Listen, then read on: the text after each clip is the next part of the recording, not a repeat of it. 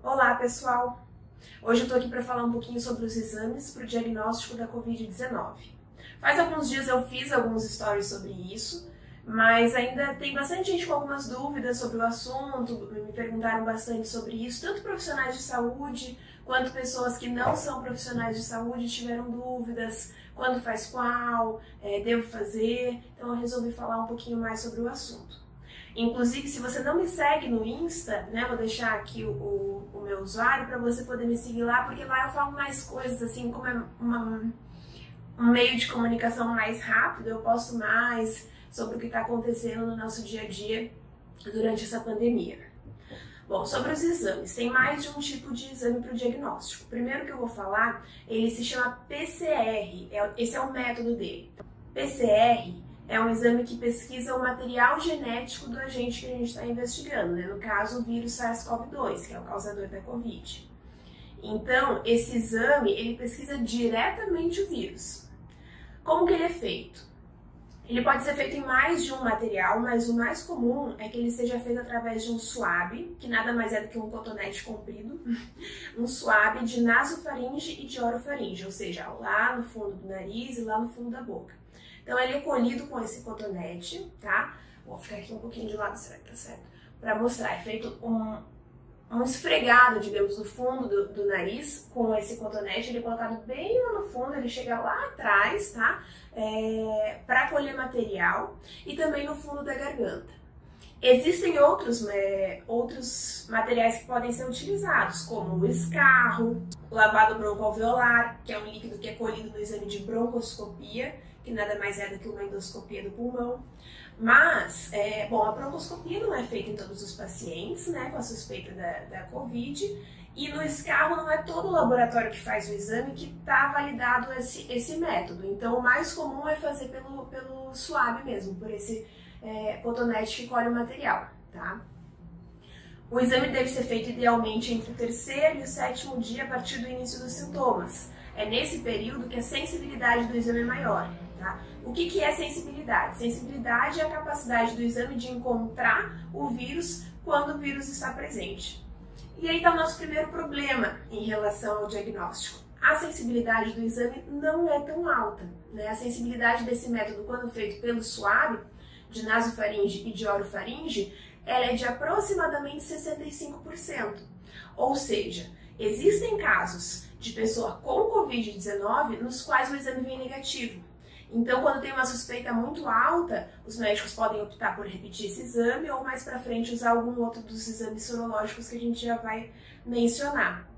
Mas um exame negativo não exclui completamente o diagnóstico, depende muito do caso, do grau de suspeita para a gente confiar ou não nesse exame negativo. Então, quais são os outros tipos de exames? O principal é o exame de sorologia. Então, diferente do PCR que pesquisa o vírus, a sorologia pesquisa a nossa resposta imune contra o vírus, ou seja, a nossa produção de anticorpos contra o vírus. A gente produz alguns tipos de anticorpos contra os agentes que a gente entra em contato, como o anticorpo IgM, o IgG, o IgA, e esses anticorpos podem ser pesquisados pelos exames. A questão é, a gente demora um pouquinho para começar a produzir esses anticorpos. É um vírus novo, nosso corpo não conhece, ele começa a entender o que é aquilo para daí montar uma resposta contra o vírus. Então esse exame demora mais para se tornar positivo. A partir do 7º dia, os anticorpos já começam a ser detectáveis. A partir do 10º dia é melhor, a sensibilidade do exame é melhor, justamente por causa disso, porque demora um pouquinho, né, para conseguir detectar. Então, quanto mais tempo passa do início dos sintomas, a tendência é que a gente tenha mais resultados positivos. A sorologia, né, nos casos que a pessoa realmente tenha a doença. A sorologia ela pode ser feita através do sangue, existem os métodos convencionais, esses exames são feitos em laboratório. Existem também os testes rápidos. Qual que é a questão dos testes rápidos? Tem várias marcas fazendo vários testes com graus variados de sensibilidade. É complicado a gente falar de uma sensibilidade única para teste rápido, porque eles têm métodos diferentes. alguns pesquisam IgM e IgG, alguns pesquisam anticorpos sem diferenciar qual é qual. Tem alguns que pesquisam até antígeno, que é um pedacinho do vírus. E eles têm metodologias diferentes, sensibilidades diferentes e especificidades diferentes. O que é especificidade? Especificidade é, se o teste diz que o anticorpo detectado é contra o SARS-CoV-2, é isso mesmo, né? Ou seja, ele confunde pouco com outras coisas. Então, se o teste tem uma especificidade boa, um resultado positivo é confiável. Mas se a especificidade não é tão boa, a gente duvida um pouco dos resultados positivos.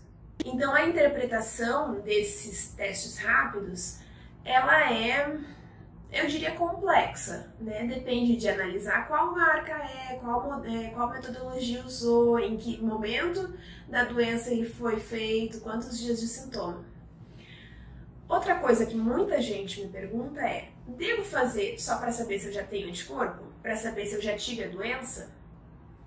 A gente ainda não tem nenhuma garantia de que quem teve a doença, quem desenvolveu anticorpos, está imune.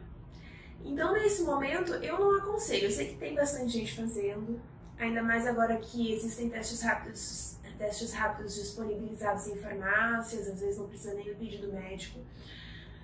Mas a interpretação me diz assim, veio positivo, a pessoa teve contato com o vírus.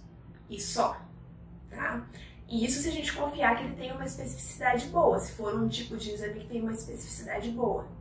Não me diz que a pessoa está imune, não me diz que a pessoa pode voltar tranquilamente ao convívio social, não diz nada disso.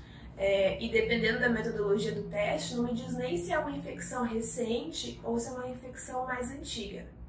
Eu desaconselho, tá? Por causa desses motivos, até a gente entender melhor se a pessoa que já teve a infecção está imune.